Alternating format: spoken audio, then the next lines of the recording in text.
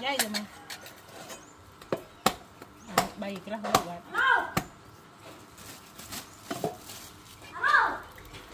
bỏ thử lên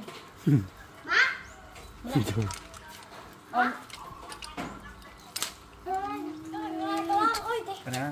lô một đây này đâu trời nè chăm tinh chứ chăm nhầm tay cha rồi bố bên này bàn chăm phép cho rồi anh ơi